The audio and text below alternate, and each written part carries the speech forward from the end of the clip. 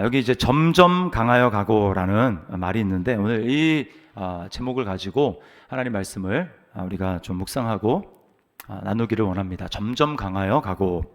자, 그러니까 오늘 본문은 사울이 이제 죽었잖아요. 사울이 죽고 사울의 군대 장관이었던 아브넬이 이제 사울 왕의 아들로서 왕이 된 이스보셋과 이제 갈등을 겪고 그래서 결국은 군대 장관 이제 더 이상은 내가 이스보셋 사울의 집에서 일을 하지 않고 내가 다윗에게 복종하겠다. 그리고 나만 그렇게 하는 것이 아니라 이스라엘 그 전체 사울이 다스리던 그 모든 사람들 전체를 다 다윗에게 이렇게 복종시키는 그 결정을 하는 이야기가 나옵니다. 그 빌미가 됐던 게 뭐냐면 이 아브넬이 사울 왕의 첩이었던 이 첩과 여인과 간통을 했다. 그런 빌미를 제공을 했습니다. 그러니까 우리 이것만 봐가지고는 실제로 진짜 간통을 했는지 안 했는지 그건 알 수가 없어요. 학자들마다 다 얘기가 다릅니다. 자, 그러나 어쨌건 이 일 때문에 다윗에게로 이제 이스라엘 전체가 돌아서고 다윗이 유다 지파의 왕뿐만 아니라 이스라엘 전체의 이제 왕이 되는 결정적인 계기가 마련이 되게 됩니다. 자, 이것을 한마디로 오늘 1절에 뭐라고 얘기하냐면 다윗은 점점 강하여 가고 사울의 집은 점점 약하여 가니라 이렇게 이야기를 합니다. 제가 이 말씀을 묵상하면서 이게 성도라는 생각이 들었어요. 성도는 어떤 사람인가? 결과적으로 얘기하면 성도는 점점 강하여 가는 사람이다. 여러분 믿습니까?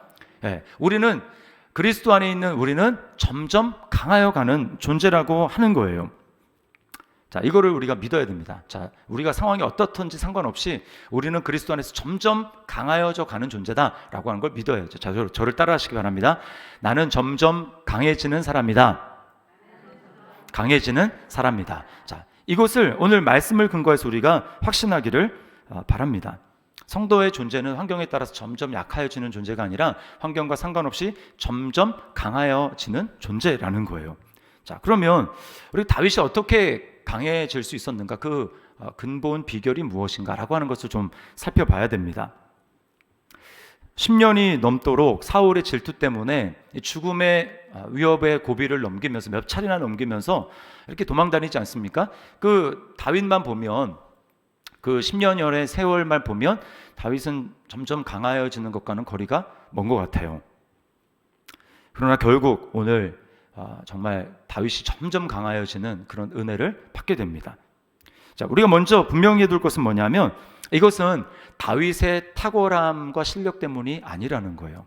얼핏 보면 그럴 수 있지만 그게 아니라는 것입니다. 오늘 본문에 보면 알 수 있어요. 이스라엘 역사상의 가장 위대한 왕으로 이제 추앙받는 그런 왕이 바로 다윗이거든요. 딱 원탑을 꼽으라 그러면 다윗입니다. 여기는 이견의 여지가 없어요.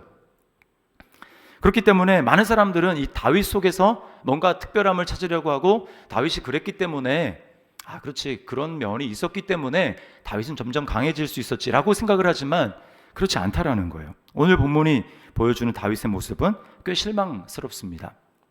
자, 일단은 아내가 많아요. 아내가 많습니다.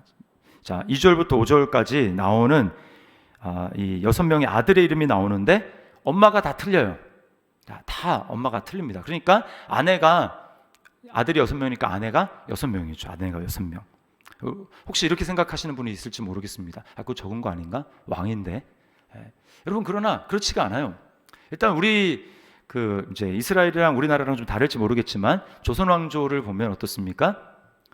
6명씩 이렇게 이제 둔 사람은 그렇게 많지 않았던 것 같아요. 제가 생각하기에 이게 적은 게 아닙니다. 아들이 많고 그 아들들이 다 배다른 형제라면 이게 굉장히 복잡해지는 거예요. 권력을 쟁취하기 위해서 서로 죽이는 혈투가 일어나게 됩니다. 그리고 이제 여기 다윗의 아들들도 외외가 아니죠. 게다가 6명뿐만 아니고요. 13절부터 16절에 보면 이제 미갈의 이야기가 나옵니다. 미갈을 다시 다윗이 찾아와요. 여러분 미갈이 어떤 사람입니까? 누구의 딸이죠? 사울 왕의 딸이었어요. 이 미갈이 다윗을 되게 사랑했습니다. 다윗을 사랑했고 아버지가 그것을 알아가지고 이제 이용한 거예요. 그거를. 그래서 이미 이제 다윗이 골리앗을 죽인 다음에 다윗의 명성이 높아졌고 사울은 다윗을 질투하고 있었고, 그래서 어떻게든 눈여겨보면서 죽이려고 했는데 죽일 기회가 마땅치 않지 않습니까? 그래가지고 내 딸이 다윗을 좋아하니까 결혼시키면 옆에 두고 다윗을 죽일 기회를 얼마든지 찾을 수 있다라고 해서, 그래서 사실은 딸을 다윗에게 줬습니다. 근데 줄 때 딱 조건이 있었어요. 뭐냐면 블레셋 사람의 남자의 포피 100개를 가지고 오면 내가 너에게 주겠다. 사실 이것도 사실 덫이었습니다. 그렇게 블레셋 사람을 죽이다가 전쟁하다가 다윗이 죽기를 바랬던 거죠. 근데 다윗은 블레셋 사람 포피 100개가 아니라 200개, 200명을 죽이고 왕의 사회에 되는 것을 굉장히 기쁘게 다윗이 여겼어요. 다윗도 미갈을 사랑했던 것 같아요. 잘 모르겠지만. 자, 그랬는데 어떻게 됩니까? 이 사울이 다윗을 죽이려고 하니까 다윗이 도망을 갔죠. 도망을 가니까 이 자기 딸 미갈을 오늘 누구냐면 발루엘이라는 사람에게 줬다, 이렇게 이야기를 합니다. 자, 그렇게 해서 여러분 10년이 지났단 말입니다. 그러니까 지금 이 미갈은 발루엘이라는 사람이랑 지금 잘 살고 있는 거예요. 10년 넘도록 잘 살고 있었고, 이 발루엘이라는 사람이 미갈을 너무나 사랑했습니다. 그래서 오늘 보니까 다윗이 조건을 딱 하나 거는데, 이스라엘과 우리가 합하는 조건은 다른 것이 아니라 미갈을 나에게로 다시 돌리는 것이다, 이렇게 이야기를 합니다. 근데 이 발루엘이라는 그 남편이 미갈과 떨어질 때 쫓아오면서 계속 눈물을 흘렸다고 이야기를 해요. 본인도 첫 아내를 이제 빼앗긴 사람 아닙니까? 그러면 누구보다도 그 고통을 잘 알고 있음에도 불구하고 자기는 6명의 아내가 있고 왕이고 또 이미 10년이 훨씬 더 지났고, 그러면 여러분, 제가 그런 상황이라면 모르겠어요. 어떻게 결정을 할지는 잘 모르겠지만 저는 그러지 않을 것 같아요. 근데 다윗은 어떻게 합니까? 굳이 살고 있는 그 미갈을 빼앗아서 자기의 아내로 삼습니다. 이게 성경학자들이 이 부분에 대해서 뭐라고 이야기를 하냐면, 여러 가지 이유가 있지만 다윗이 아마 정략적인 의도도 있었던 것 같다, 이렇게 이야기를 합니다. 그러니까 이스라엘이랑 다시 합치는데 미갈이 자기 아내가 된다면 그래도 좀 환심을 사는 데 도움이 되지 않을까라는 그런 계산도 있었다라는 거죠. 어쨌거나 제가 봤을 때 이거는 다윗이 좀 심했다라는 생각이 드는 거예요. 그리고 여기서 다윗의 모습에서 뭐가 엿보이냐면, 이제 몇 장 더 넘어가면 다윗의 인생에서 정말 씻을 수 없는 치명적인 죄를 범하지 않습니까? 충성스러운 부하였던 우리아의 아내 바세바를 자기 아내로 삼지 않습니까? 나중에 나단 선지자가 그 사건에 대해서 다윗이 깨닫지 못하고 있으니까 책망하기 위해서 뭐라고 합니까? 옆에 아주 부자는 양이 엄청나게 많았는데 자기에게 손님이 찾아왔을 때 자기 양을 잡지 않고 옆집에 정말 가난해서 양 하나밖에 없는데 자녀처럼 키우는, 식구처럼 키우는 그 양을 잡아다가 손님 접대를 했다. 다윗이 열받죠. 막 대노합니다. 그런 사람은 죽어야 된다. 바로 당신이 그런 사람입니다 라고 이야기를 합니다. 이 다윗의 모습에서 오늘 본문에서 그런 나중에 그 발전된 그런 모습의 씨앗을 보게 됩니다. 다윗에게 그런 잔인함과 악랄함이 있구나. 여러분, 이걸 통해서 알게 되는 것이 무엇입니까? 다윗은 정말 다윗에게 뭔가 강해지는 조건이 있어가지고 그래서 강해지는 것이 아니었다라는 거예요.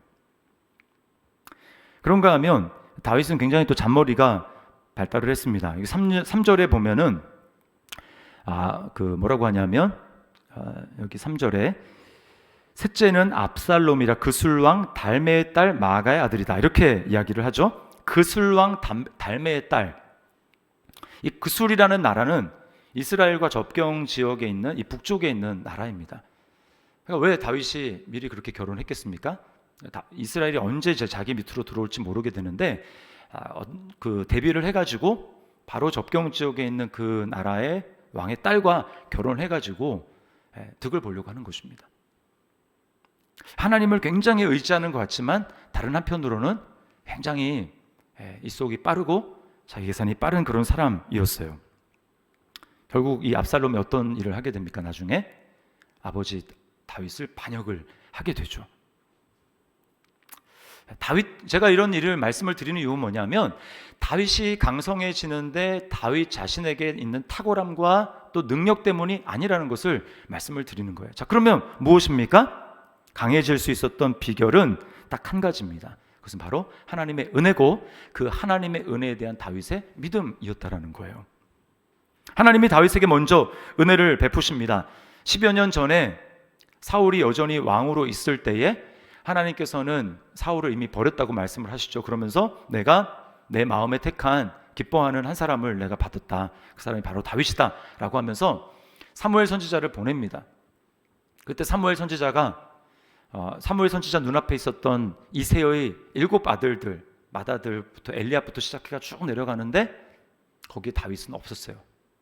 뭘 보여줍니까? 다윗은 부모에게 인정받지 못하는 사람이었다는 거죠. 그리고 형들이 나중에 전쟁할 때, 골리앗과 전쟁을 할 때, 아버지 심부름을 갈 때 형들이 엄청나게 책망을 받습니다. 너는 지금 양이나 돌볼 일이지 양을 누구에게 맡기고 와가지고 지금 이러고 있느냐라고 하면서 형들로부터도 인정받지 못하던 다윗이었어요. 그러니까 여러분, 집 안에서 은혜와 또 사랑과 인정을 받지 못하는 사람이 얼마나 여러분 괴롭겠습니까? 아예 기회조차 빼앗긴, 박탈당한. 예를 들면 이런 거였어요. 예전에 우리 가난하던 시절에 서울에서 공부를 하고 대학을 가고 그래야 되는데 다 보낼 수 없지 않습니까? 그러면 대부분 누굴 보냅니까? 맞이. 나머지는 다 희생이에요. 특별히 딸들 기회가 오지 않았습니다. 그래서 마음의 하늘 가진, 요즘 시대는 그렇지 않지만 하늘 가진, 배움에 대한 하늘 가진, 가정에 대한 보이지 않는 이 원망을 가진 그런 분들이 예전에 좀 많았잖아요.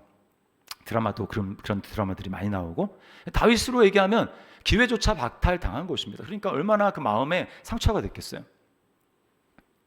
자, 그런데 하나님은 어떻습니까? 하나님은 그런 다윗을 선택하셨어요. 다윗의 조건, 사람들이 보는 그런 그 세상적인 기준, 그런 기준이 아니라 하나님이 보신 기준, 다윗을 그냥 사랑하셔서 다윗을 기뻐하셔서 선택하셨다라는 것입니다. 다윗에게 은혜를 베푸신 거예요. 그리고 그 다윗은 이 하나님의 은혜에 너무나 감격했습니다. 나 같은 사람, 집에서 인정받지 못하고 아버지랑 어머니도 나를 인정하지 않고 형제들도 나를 인정하지 않는, 그렇게 정말 버림받은 것 같은 나를 하나님은 높여주시는구나. 그 다윗은 하나님에 대한 감사와 감격이 있었습니다. 그래서 시편을 읽어보면 다윗은 하나님에 대해서 정말 사랑했어요. 뭐라고 고백합니까? 나의 힘이 되신 여호와여, 내가 주를 어떻게 해요? 사랑하나이다. 하나님이 다윗을 그렇게 대우해 주셨기 때문에, 은혜를 주셨기 때문에 다윗은 내가 다른 사람은 몰라도 내가 하나님 한 분만은 내가 정말 사랑합니다. 나에게 이러한 은혜, 이러한 대우 해주신 어떠한 존재도 나에게 없습니다. 다른 곳에서는 또 뭐라고 합니까? 하늘에서는 또 땅에서는 주밖에 나의 사모할 자가 없습니다. 다윗을 그렇게 고백하죠. 그리고 왕이 된 다음에도 뭐라고 고백합니까? 왕이신 나의 하나님, 내가 주를 높이고 영원토록 주님을 송축하나이다 라고 다윗이 고백한 거예요. 은혜입니다. 은혜. 여러분, 우리도 마찬가지입니다. 우리는 사실 다윗보다 더 큰 은혜를 받았어요. 그렇지 않습니까? 하나님은 오늘은 아니고 이 에베소서 1장 말씀에 보면 저와 여러분을 창세전에 그리스도 안에서 우리를 예정하셨다, 하나님의 자녀로 선택하셨다고 말씀을 합니다. 우리가 하나님이라는 존재를 알지도 못할 때에 내 형질이 모태 속에서 생겨지기 전에 하나님께서는 이미 창세전에 우리의 이름을 아시고 그리스도 안에서 우리를 예정하셨다고 말씀을 하시는 거예요. 근데 그 이유가 무엇입니까? 거기 보면 그 기쁘신 뜻대로 우리를 예정하셨다라고 말씀을 해요. 기쁘신 뜻대로. 우리는 설명을 할 수가 없습니다. 왜 하나님은 나에게 그런 은혜를 베풀어 주셨는가? 왜 수많은 사람들은 아직까지 하나님을 알지 못하고 복음을 전하면 거부하고 말도 안 되는 소리 하지 말라고 하고 그냥 인생에서 나를 믿으면 되지? 이렇게 얘기하고 거부하는데 어떻게 나는 하나님을 예배할 수 있는 사람이 됐는가? 여러분, 이게 그냥 쉬운 은혜일까요? 여러분이 오늘 이 자리에 주일 예배도 아니고 수요 예배 나와가지고 하나님을 찬양하고 모든 것이 은혜라고 하고 내 삶에 당연한 건 하나도 없다라고 정말 이게 머릿속이 아니라 내 마음의 고백으로 하나님 앞에 나올 수 있는 이걸 깨달을 수 있는 것, 여러분 이거는 정말 놀라운 은혜인 거예요. 놀라운 은혜 맞습니까? 네. 우리는 다윗보다 더 큰 은혜를 받았단 말입니다. 다윗은 예수님을 알지 못했어요. 그러나 우리는 예수님을 알았죠. 우리가 무엇을 해서 그렇습니까? 우리는 하나님의 진노밖에 산 일을 한 일이 없습니다. 하나님이 분명히 엄연히 왕으로 존재했죠. 하나님은 분명히 하나님으로 다스리고 계신데 우리는 그 하나님을 무시했습니다. 눈에 보이지 않는다고 하나님을 무시했어요. 무시하면 사람 기분 나쁘지 않습니까? 근데 그 하나님이 우리에게 진노의 형벌을 받아 마땅한 우리에게 그 마땅한 진노의 형벌을 보이신 것이 아니라 어떻게 하셨어요? 우리에게 그 진노의 대가를 본인이 스스로 감당하시기로 작정하시고 그 아들을 보내셔서 그 아들의 핏값으로 우리의 모든 죄를 용서해 주시고 하나님 앞에 예배할 수 있는 사람으로 우리를 만들어 주셨다는 거예요. 여러분 이게 얼마나 큰 은혜인지 모릅니다. 여러분 그래서 하나님에게 있어서 재산 목록 1호는 뭘까요? 우리입니다. 여러분에게 있어서 재산 목록 1호는 무엇입니까? 아파트 아니면 뭐 좋은 자동차 있으면 자동차, 여러 가지 많은 것이 있겠죠. 근데 만약에 그 재산 목록 1호 요거는 내가 굉장히 중요해, 소중해 라고 생각하는 것이 있는데 그것을 여러분이 만약에 굉장히 축소해 가지고 다닐 수 있다라고 한번 생각을 해보십시오. 그거 어떻게 대우하겠습니까? 어떻게 내가 보물 1호라고 생각하는 그것을 어떻게 간수하고 대하겠습니까? 아마 품에 넣고 다닐 거예요. 한순간도 떼어놓지 않을 것입니다. 왜요? 이게 나에게 가장 소중한 거니까 눈을 떼지 못하겠죠.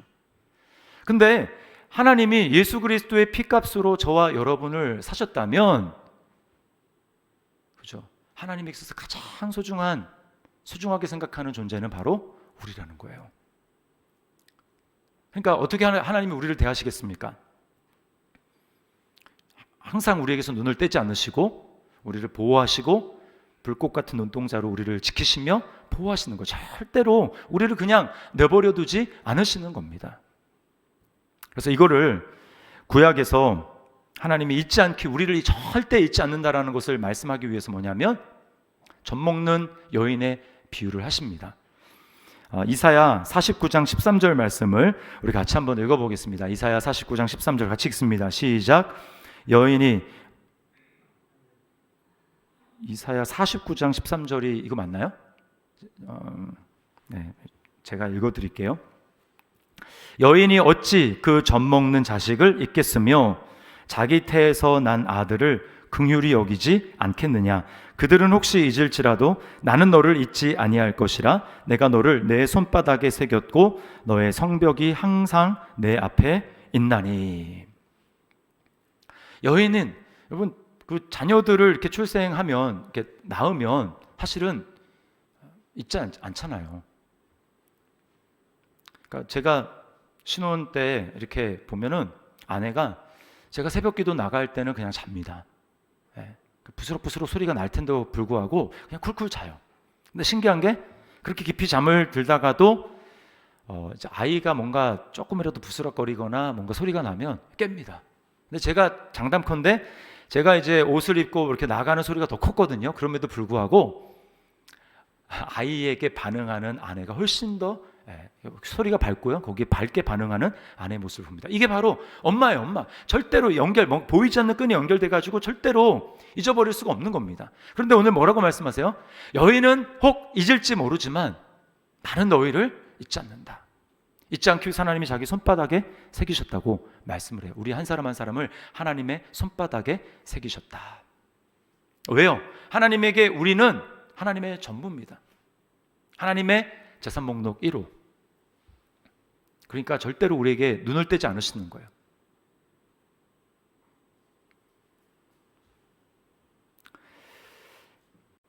이것이 바로 그리스도 안에서 저와 여러분이 받은 은혜입니다.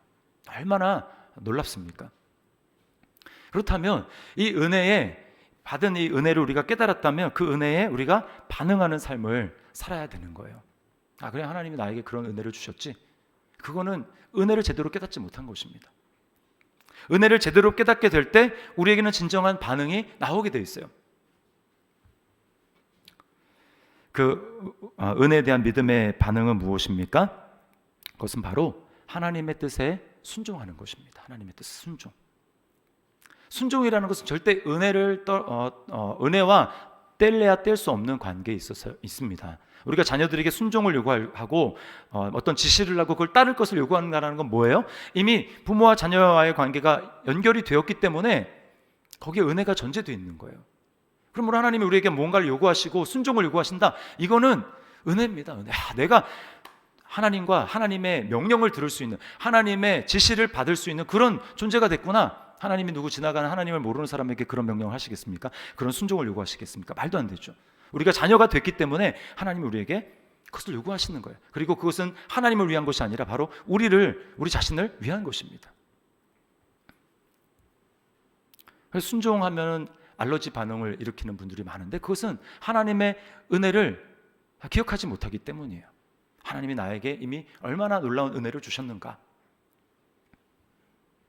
우리는 순종할 때 하나님의 은혜를 실제로 경험하게 됩니다. 다윗에게 있어서 하나님의 은혜에 대한 반응은 비록 다윗에게 연약한 부분이 많이 있었지만 그것은 어떤 상황에서도 하나님을 예배하고 하나님을 찬양하는 거였어요.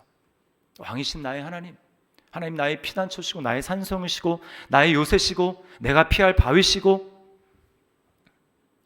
악인의 장막에 거하는 것보다 내 하나님의 문지기로 있는 것이 나에겐 더 좋고 단 하루를 살아도 나는 주님과 함께 있는 것이 좋습니다 라고 하면서 그 하나님의 은혜에 대해서 찬양하고 예배하고 그리고 그렇게 하나님을 사랑하니까 하나님의 뜻에 순종하는 것이 다윗에게는 점점 쉬워지는 것입니다.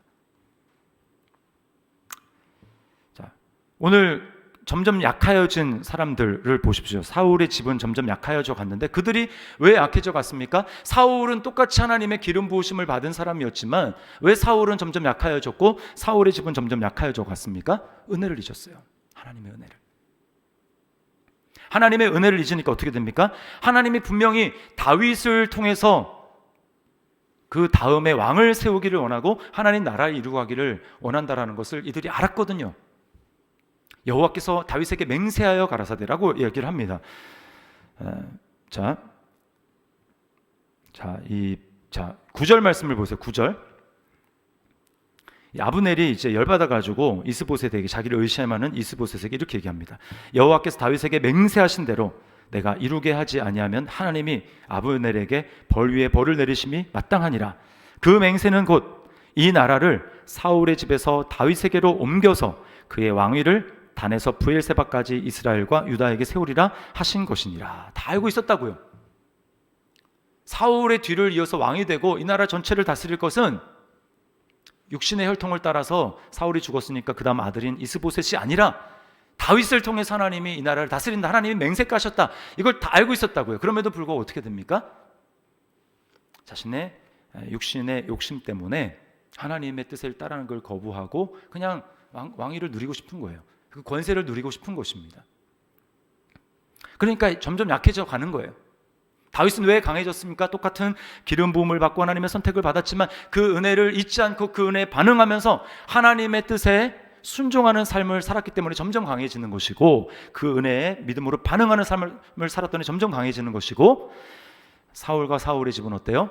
하나님의 뜻을 알면서도 그 은혜를 잊어버리고 자신의 뜻을 세우며 나아가기 때문에 시간이 지나면 지날수록 점점 약하여져 가는 것입니다. 여러분, 하나님은 저와 여러분을 그리스도 안에서 점점 강하여지는 자로 선택하여 주셨습니다. 이것을 믿어야 합니다.